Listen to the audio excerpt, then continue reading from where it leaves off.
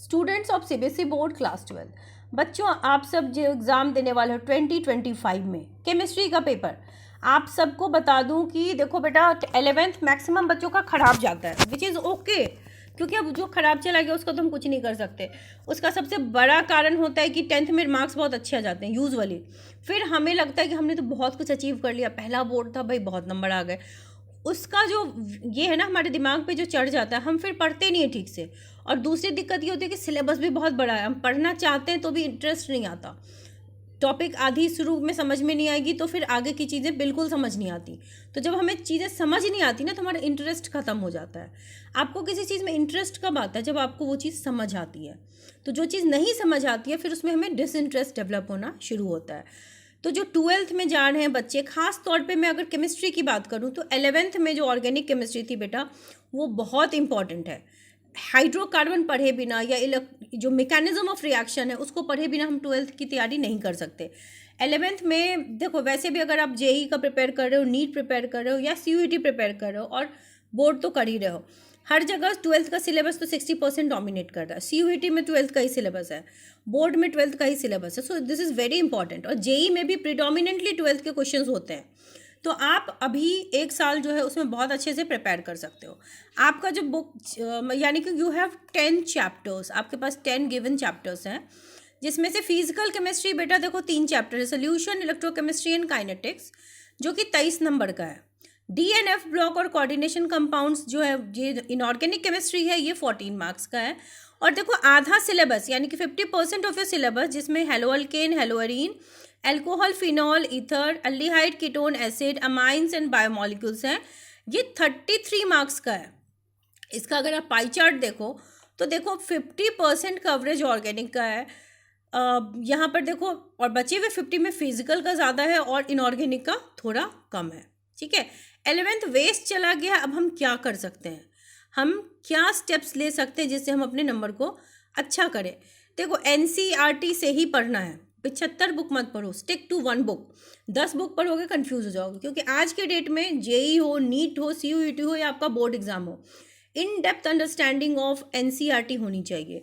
Questions आते कहाँ से हैं? कोई नया क्वेश्चन क्रिएट नहीं होता। अगर आपको एनसीईआरटी की डेप्थ में अंडरस्टैंडिंग है और आपने उसके सारे बैक क्वेश्चंस और इन टेक्स्ट क्वेश्चंस कर लिए, तो ट्रस्ट मी, आप फुल स्कोर कर सकते हो। सो हमारा अप्रोच देखते हैं क्या होना चाहिए। Success in chemistry class 12 requires a balance approach to theory and practical exam. ठीक है, प्रैक्टिकल में भी नंबर चाहिए, लेकिन थ्योरी जो है वो आपको डेली के डेली पढ़ना पड़ेगा। उसके लिए प्रायोरिटाइज की chapters based on their weightage. Weightage के हिसाब से देखो कि मुझे किस चैप्टर को पहले पढ़ना है, किस चैप्टर को बाद में। Focus on understanding concepts deeply rather than memorising. याद करोगे तो भूल जाओगे। ठीक है, कुछ चीज़ें रटने वाली भी होती है जिसको हम ट्रिक के बेसिस पे याद कर लेते हैं। जैसे इनऑर्गेनिक केमिस्ट्री में जो ट्रेंड्स हैं, हर चीज़ का एक लॉजिक तो है। अगर आप लॉजिक समझ लोगे ना, तो ऑर्गेनिक केमिस्ट्री हो, इनऑर्गेनिक केमिस्ट्री हो, फिजिकल केमिस्ट्री, सब बहुत आसान हो जाते हैं। सो इट इज़ बेटर कि आप कॉन्सेप्ट डेवलप करो। आपको जिस टीचर से पढ़ना हो, हर बच्चा हर टीचर से पढ़ के नहीं समझ पाता। एक ही मैं ही बहुत बच्चे पढ़ाती हूँ, कुछ बच्चे समझते होंगे, कुछ नहीं समझते होंगे, क्योंकि कोई बच्चा फुल मार्क्स भी लाता है, कोई बच्चा पास भी नहीं होता। तो ऐसा तो होता है बच्चों के साथ भी। तो आपको जिस सब्जेक्ट में इंटरेस्ट अगर नहीं है तो सब्जेक्ट मत चूज़ कीजिए। अगर सब्जेक्ट में इंटरेस्ट है, अब आप चूँकि 11th से 12th में आ गए, तो आपके पास तो ऑप्शन नहीं है, तो आपको पढ़ना पड़ेगा। तो पहले देखो, आपने सिलेबस देख लिया, अंडरस्टैंडिंग को डेवलप करो और पूरे साल कंसिस्टेंटली पढ़ाई करो। पढ़ के, जैसे मान लो मैंने एक चैप्टर पढ़ लिया, सिलेबस मुझे पता है क्या एडिटेड है, क्या डिलीटेड है, डिलीटेड टॉपिक्स भी होते हैं। उसके बाद जैसे चैप्टर ख़त्म हो गया बेटा, यू शुड हैव नोट्स। आपके पास एनसीईआरटी के नोट्स होने चाहिए। उसके बाद एनसीईआरटी के क्वेश्चंस, उसके बाद इन टेक्स्ट क्वेश्चंस, ये याद कर लोगे आप। ठीक है, उसके बाद अपना असेसमेंट्स दोगे, सेल्फ असेसमेंट करेंगे और टाइम मैनेजमेंट करेंगे। क्योंकि ज़्यादातर बच्चे, मैं ऐसे कई बच्चे पढ़ाती हूँ जो बोर्ड में 98+ % लेके आए हुए हैं, बट बिकॉज वो टाइम मैनेज नहीं कर पाते हैं and they end up in a mess. और वो कई बच्चे ऐसे हैं जिनका मतलब बोर्ड में 98+ लाए हैं, but this time they have not even clear JEE Mains, या फिर नीट का तो एग्ज़ाम हुआ नहीं और बोर्ड भी अच्छा नहीं किया है। इसका रीज़न क्या है? क्योंकि आपको स्कूल जाना पड़ता है, you have to have 75% attendance minimum. School अपना ही होमवर्क देती है, बहुत सारी दे देती है, जिसमें बच्चे का पूरा टाइम किल हो जाता है। उसके बाद स्कूल एक्सेस टेस्ट्स लेती है, एक्सेस एग्जाम्स लेती है, जिसका नीड कम है। मान लो आपका एग्जाम है, स्कूल असेसमेंट ले रही है, एक एक महीने उसमें निकल जाते हैं। तो आपको ये चीज़ पता है, तो अटेंडेंस 75% से ज़्यादा बिल्कुल मत दें, और जो वैकेशंस होते हैं उसको प्रॉपर यूटिलाइज करो, नहीं तो टाइम नहीं मिलेगा। अगर आप के बोर्ड में देखो, बहुत से बच्चे होंगे जो 95 to 98 की कैटेगरी में होंगे, या मैं कहूँ 90+ की भी।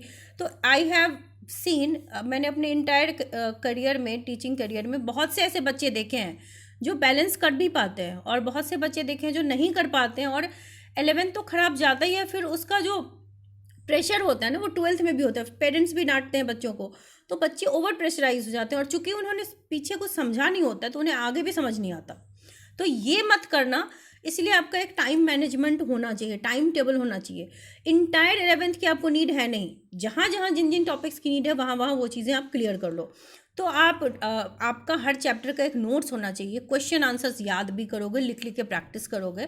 फिजिकल केमिस्ट्री जो होती है ना बेटा, फिजिकल केमिस्ट्री में आपको न्यूमेरिकल आते हैं, ग्राफ आते हैं, फॉर्मूला आते हैं, तो you should build a formula sheet, numerical बनाओ, प्रैक्टिस करो। और NCERT plus in text is a mandate, ठीक है।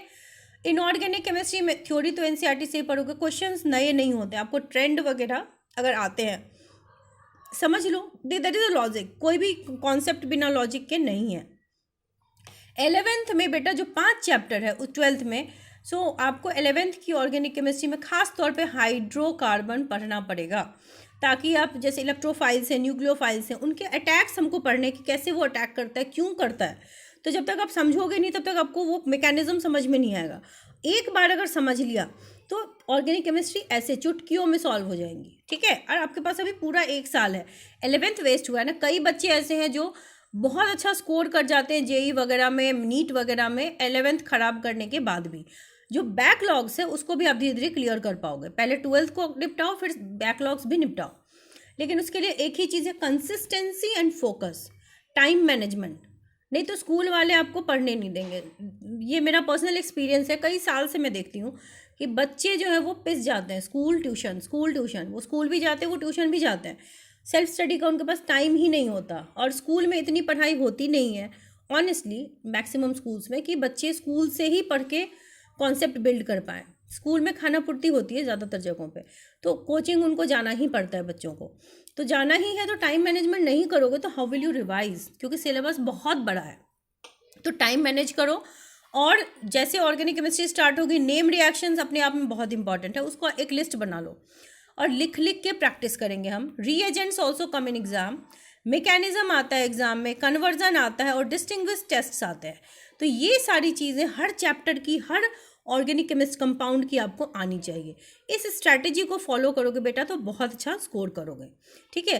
हर चैप्टर की जो इंपॉर्टेंट क्वेश्चंस है उसकी वीडियोस तो ऑलरेडी बनी हुई है, but this time in this session I am thinking कि प्रोबेबली मैं आपको हर चैप्टर जो है वो कराऊंगी, यूट्यूब पे ही कराऊंगी, एवरी चैप्टर इलाबोरेटली, ताकि आपका प्रॉपर अच्छे से रिवीजन हो, and every notes will also be provided to you. So wish you all the very best, stay updated with channel.